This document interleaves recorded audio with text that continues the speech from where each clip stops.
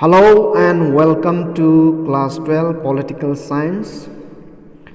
The title of the chapter, that is the Cold War era, from your Class 12 textbook Contemporary World Politics. So today in this part we will discuss the emergence of NAM, that is non-aligned movement. We will discuss the role of NAM and its success and failure at the global stage.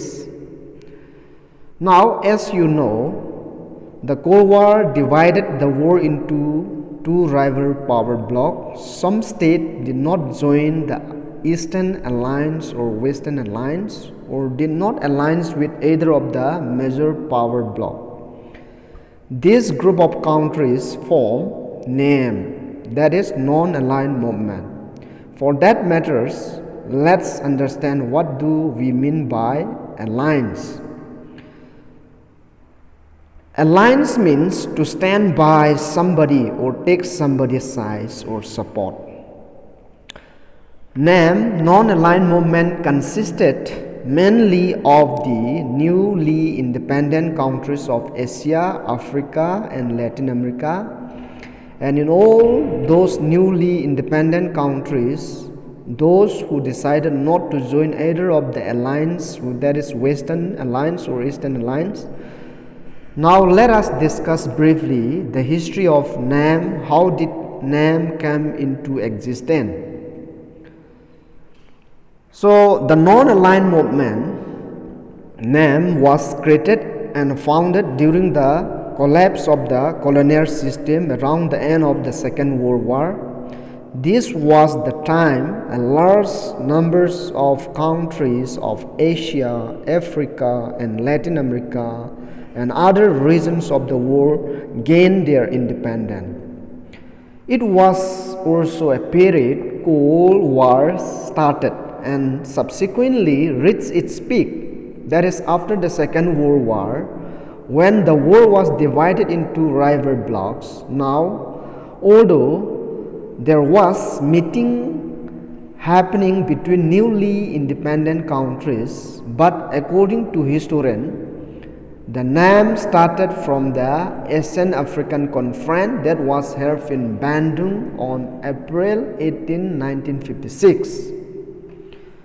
Now in Bandung Conference, heads or leaders of 29 states or nations belong to the first post-colonial generations of leaders from this continent, Africa and Asia, coming together with the aims identifying and assessing world issues at this point of time and the role this new nation can play in global politics. Now in this conference in 1955, 29 Asian and African countries meet. These countries represented more than half of the world populations. This conference was hosted by Prime Minister Sukarno in the Bandung, that is first Indonesian Prime Minister. The aim of the conference was to promote economic, cultural relationship so that the newly independent countries can attempt to stay out of the Cold War. And their aim was to oppose colonialism, and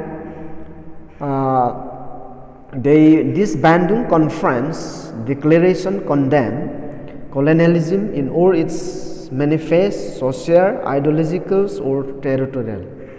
Now the conference also called for equitable redistribution of resources for the benefit of poorer states who were not economically sound enough.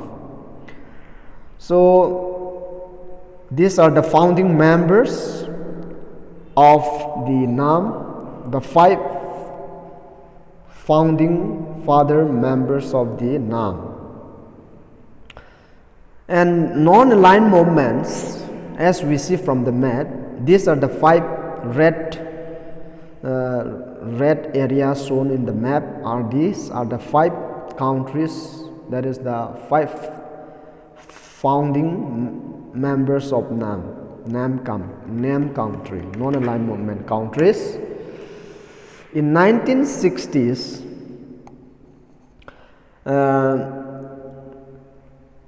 a decisive boost was given to the crescent of the Nam movement.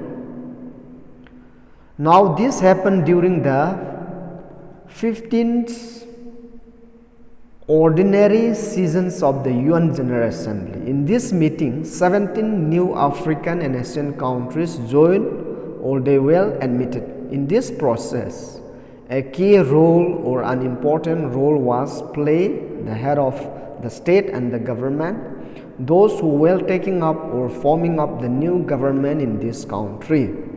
At the invitation of Joseph Broz Tito, the members of the Bandung Conference were invited to Belgrade, Yugoslavia in 1961 for a summit, while the non-alliance movement was officially established.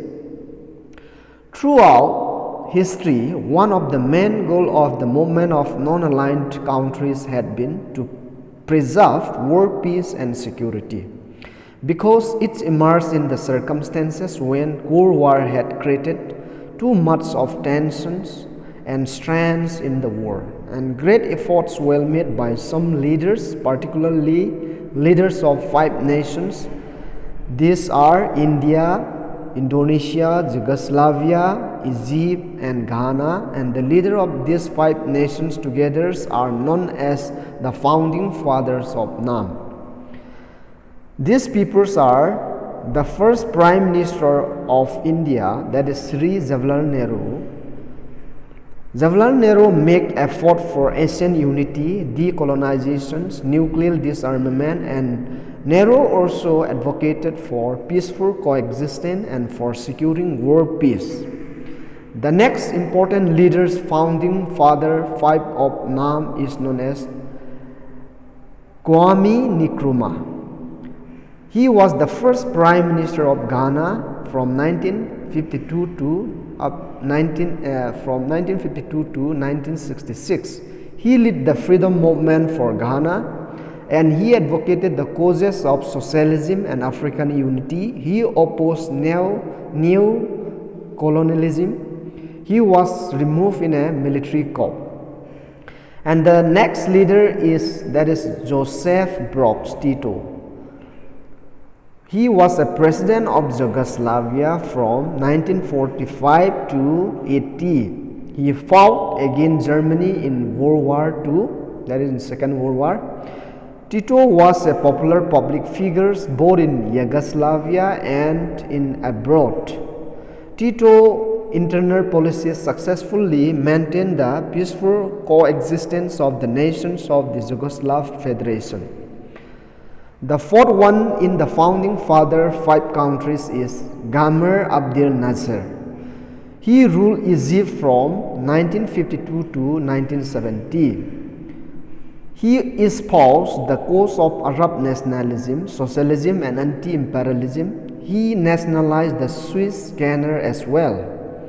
And the last in the 5 founding father is President of Indonesia, Sukarno. Sukarno led the freedom struggle of Indonesia, and he espoused, advocated the causes of socialism and anti-imperialism, and he organized the Bandung Conference, but later on he was overthrown in a military coup. And now 6 years after Bandung Conference, movement of non-aligned country was established. So the first summit conference of NAM was held at Belgrade, as we see from the slide. These are the countries, 25 members countries who will attended in the Bandung Conference in 1961. The first summit conference of NAM was held at Belgrade in September 1961. This conference in Belgrade in 1967 was attended by 25 countries. These countries are Afghanistan, Algeria, Yemen, Myanmar, Cambodia, Sri Lanka, Congo, Cuba, Cyprus, Egypt, Ethiopia, Ghana, Guyana, India, Indonesia, Iraq, Lebanon, Mali, Morocco, Nepal, Saudi Arabia, Somalia, Sudan, Syria, Tunisia, and Yugoslavia. Now, from the first summit in Belgrade, three major focal issues emerged. What were these three issues? The first one was in relation to the superpower, the NAM sought to find a third way. What is the third way? You neither believe or espouse socialism or communism directly, nor you advocated capitalism in a true form, and this is called third way. And the second important issue was protest against colonial rule in Africa and Asia, and whichever country still struggling for independence, these people were standing by them. And the third focus was the establishment of a new economic order and how to equitably distribute resources around the world. So these are the countries of names, countries of NAM, as we see from the map. While discussing the history of NAM, it is important to know what factors lead to the establishment of non-aligned movement. One can identify three important factors which lead to its formation or establishment. The first factor was there was an agreement of cooperation between the founding members in order to liberate themselves from underdevelopment and help each other at the various stages of development, because these were newly independent countries. The second reason was the newly independent countries were worried that by aligning with the superpower, they might once again lose their freedom of independent decision making as the tension of Cold War became deeper every day. And the third reason was as more and more Africans and Asian countries gained independence, the movement got support from a large numbers of countries. The first summit was attended by 25 countries only, and over the year, the membership of NAM grew and expanded very well. And now, this is now by the latest, by the year 2012, the movement has 112 members and 17 observer status. You must know that the policy of NAM did not mean the policy of isolationism or neutrality. Isolationism means remaining aloof from the world. Neutrality means policy staying out of the world. Do not take any sides of, or NAM was neither isolationism or neutrality.